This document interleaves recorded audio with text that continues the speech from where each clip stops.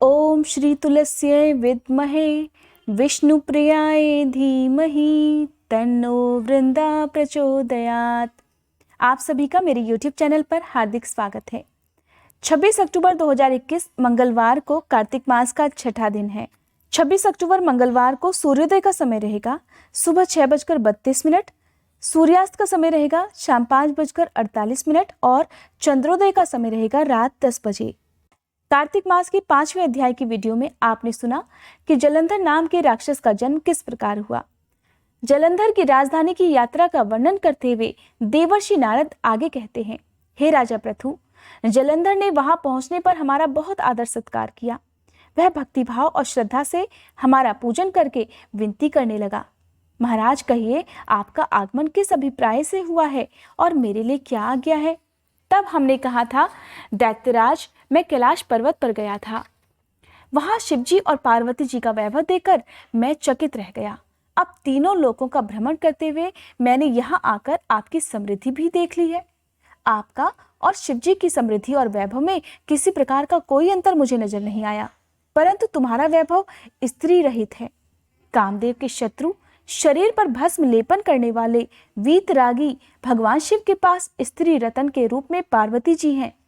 यद्यपि तुम्हारे पास भी अनेक स्त्रियां हैं, परंतु उनमें से कोई भी ऐसी सुंदर नहीं है जिसकी तुलना पार्वती जी से की जा सके। अतः आपका सुंदर स्त्री से रहित यह अधूरा वैभव देखकर यही निश्चित हुआ है कि शिव के समान सारे ब्रह्मांड में किसी का वैभव नहीं है। उनके पास देवी पार्वती के रूप में ऐसी अनुपम स्त्री है जिसको देखकर ब्रह्मा जी ने अनेक अप्सराओं की रचना की, परंतु एक भी पार्वती जी के समान नहीं बन पाई। देवर्षि नारद कार्तिक मास का महात्म्य राजा पृथु से बता रहे हैं। उन्होंने आगे कहा, हे राजन, मैं तो केवल इतनी बात कहकर वहां से चला आया, परंतु पार्वती जी की अपूर्व सुंदरता की बात सुनकर जलंधर कामदेव के ज्वर से पीड़ित हो गया। उसने उसी समय राहु को बुलाकर कहा कि तुम अभी कैलाश पर्वत पर जाकर शिव को हमारी आज्ञा सुना कर आओ। तुम शिव से कहना कि त्रिलोकी के राजा अति पराक्रमी जलंधर ने आज्ञा दी है कि तीनों लोकों के नाथ और सब रत्नों के स्वामी जलंधर के होते हुए तुम शमशानवासी तथा नरमुंडों की माला धारण करने वाले जटाजूटधारी औघड़ के पास पार्वती जैसी परम सुंदर स्त्री शोभा नहीं देती। तीनों लोकों का स्वामी होने के कारण सभी रत्नों पर मेरा अधिकार है, क्योंकि पार्वती स्त्री रूप में रतन है, अतः वह मेरे पास शोभित हो सकती हैं। इस प्रकार दैत्यराज जलंधर की आज्ञा पाकर राहु उसी समय चंद्रमा के समान उज्जवल कैलाश पर्वत पर जा पहुंचा और उसने वहां पहुंचते ही अपनी भयानक दृष्टि से दैदीप्यमान कैलाश पर्वत को काला कर दिया। तब भगवान शिव के द्वारपाल नंदी द्वारा शिव के सन्मुख उपस्थित किए जाने पर राहु ने दैत्यराज जलंधर की उपरोक्त आज्ञा सुना दी। राहु की ये बात सुनते ही भगवान शिव की दोनों भ्रकुटियां कमान के समान तन गईं। उनकी भौं में से एक अति भयंकर पुरुष उत्पन्न हुआ, जो कि सिंह के समान मुंह वाला था। उसके लाल लाल अग्नि के समान विकराल नेत्र थे और उसके सारे शरीर पर बड़े बड़े बाल खड़े हुए थे। उत्पन्न होते ही वह भयंकर मनुष्य विकराल मुख फैलाकर राहु को खा जाने के लिए आगे बढ़ा। अब तो राहु भयभीत होकर कहने लगा, हे देवों के देव महादेव जी, एक तो मैं ब्राह्मण हूं, दूसरे दूत के रूप में आया हूं, अतः आप कृपा करके मुझे मत मारिए। राहु की ये बात सुनकर भगवान शंकर ने उसको आकाश में फेंक दिया।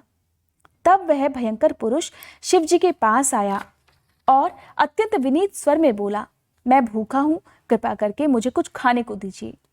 अब भगवान शिव ने कहा, तुम अपने हाथ पैरों को खा जाओ। शिव जी की आज्ञा पाते ही वह अपने हाथ और पैरों सहित सारे धड़ को खा गया। जब केवल मुंह ही शेष बचा, तब भगवान शंकर ने प्रसन्न होकर उससे कहा, तुमने मेरी आज्ञा का पालन किया है, इसलिए तुम्हारा नाम कीर्तिमुख प्रसिद्ध होगा और आज से मैं तुम्हें अपना द्वारपाल नियुक्त करता हूँ। पहले पूजा तुम्हारी होगी, उसके बाद में हमारी। तुम्हारी पूजा के बिना हमारी पूजा निष्फल ही रहेगी। उधर भगवान शिव द्वारा आकाश में फेंका गया राहु बर्बर देश में जाकर गिर गया। राहु की ऐसी दशा सुनकर जलंधर अत्यंत क्रोधित हो गया और शिव जी से लड़ने हेतु दैत्यों की 1 करोड़ सेना लेकर अपने पुर से बाहर निकल गया।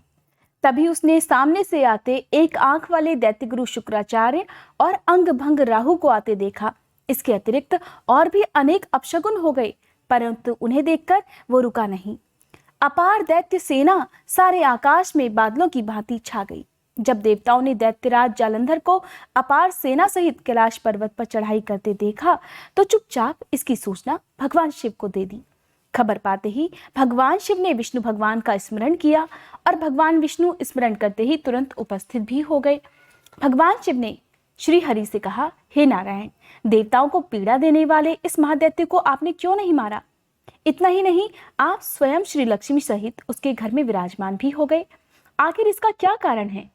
तब भगवान नारायण ने उत्तर दिया, हे भोलेनाथ, ये महादैत्य आपके अंश से उत्पन्न हुआ है और लक्ष्मी जी का भाई है, इसी कारण हम उसको मार नहीं पाए। अस्तु यह महादैत्य आपके ही हाथों मारा जाएगा। भगवान श्री हरि की ये बात सुनकर भगवान शिव ने कहा, ये तेजस्वी दैत्य हमसे भी ऐसे नहीं मारा जाएगा, अतएव इसको मारने के लिए आप अपना तेज देने की कृपा कीजिए। भगवान शिव के ऐसे वचन सुनकर श्री विष्णु भगवान सहित समस्त देवताओं ने अपना अपना तेज भगवान शिव को दे दिया। इसके बाद शिवजी भगवान उस तेज को इकट्ठा करके ज्वालामाली सुदर्शन चक्र और एक वज्र बनाकर जलंधर से युद्ध करने के लिए तैयार हुए। शिव जी के भूतगणों की सेना में समस्त देवतागण भी सम्मिलित हो गए। उधर जलंधर अपनी सेना सहित कैलाश पर्वत के पास जा पहुंचा और इधर कीर्तिमुख और नंदी आदि समस्त गण तथा देवताओं की सेना भी युद्ध के मैदान में आ डटी। देवताओं और जलंधर की सेना में ऐसा घोर संग्राम हुआ कि समस्त भूमंडल कांपने लगा। युद्ध के मैदान में जितने दैत्य मरते, दैत्य गुरु शुक्राचार्य उन्हें अपनी संजीवनी विद्या से फिर से जीवित कर देते। यह सारा दृश्य देखकर भूतादि गणों ने भगवान शिव के पास जाकर उनसे संपूर्ण वृत्तांत कहा। तब भगवान शिव ने कंदरा के समान मुख वाले महाभयंकर लाल जंघा नामक एक कन्या अपने मुख से उत्पन्न की। वह कन्या हुंकार मारकर दैत्यों को अपने मुख में डालते हुए श्री शुक्राचार्य को उठाकर वहां से अंतर्ध्यान हो गई।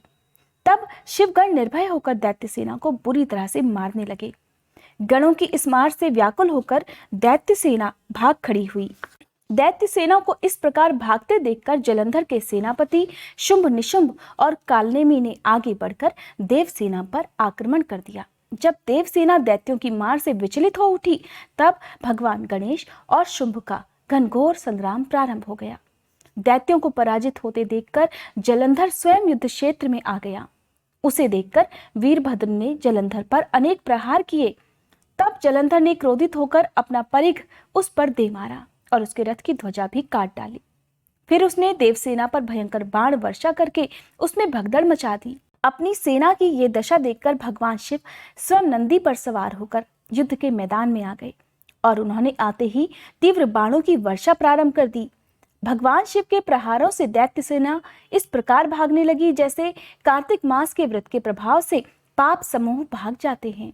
उसी समय भगवान शिव ने अपने बाणों से खड्ग रोमा का सिर काटकर पृथ्वी पर गिरा दिया। इसके बाद जैसे ही जलंधर आगे बढ़ा, शिव जी ने उसके रथ के घोड़ों तथा सारथी को मार गिराया। तब जलंधर खड्ग हाथ में लेकर पैदल ही भगवान शिव की तरफ दौड़ा। भगवान शिव ने उसी पल आगे बढ़कर एक मुक्का उसकी छाती में मारा, जिससे जलंधर मूर्छित हो गया। जब जलंधर ने देखा कि शिव जी अजय हैं, तो उसने गंधर्व माया रच डाली। गंधर्व तथा अप्सराएं युद्ध क्षेत्र में नृत्य और गायन करने लगी। भगवान शिव भी इस माया में फंसकर नाचने और गाने लग गए।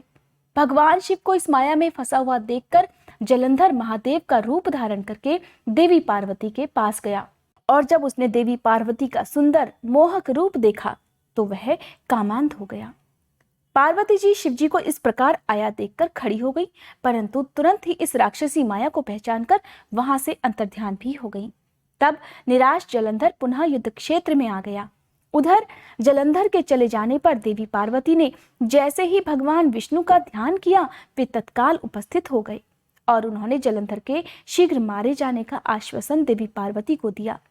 अब भगवान विष्णु विचारने लगे कि जलंधर ने स्वयं ही अपनी मृत्यु का रास्ता बता दिया है। यह दुष्ट वृंदा के पतिव्रत धर्म के कारण ही नहीं मर पा रहा, इसलिए देवताओं तथा अपने भक्तों की रक्षा करने के लिए अब हमें ही वृंदा को धर्म से डिगाने का घोर पाप कर्म करना पड़ेगा, क्योंकि ऐसा किए बिना यह दुष्ट नहीं मर पाएगा। थोड़ी ही देर में भगवान शिव भी राक्षसी माया से मुक्त हो गए और जलंधर को आया देखकर उस पर बाण वर्षा प्रारंभ करने लगे। इससे आगे की कथा का वर्णन आपको कार्तिक मास के 7वें अध्याय में सुनने को मिलेगा। आज की ये वीडियो अगर आपको पसंद आई हो तो वीडियो को लाइक करने के साथ ही चैनल को सब्सक्राइब करके बेल आइकन प्रेस करना मत भूलिएगा।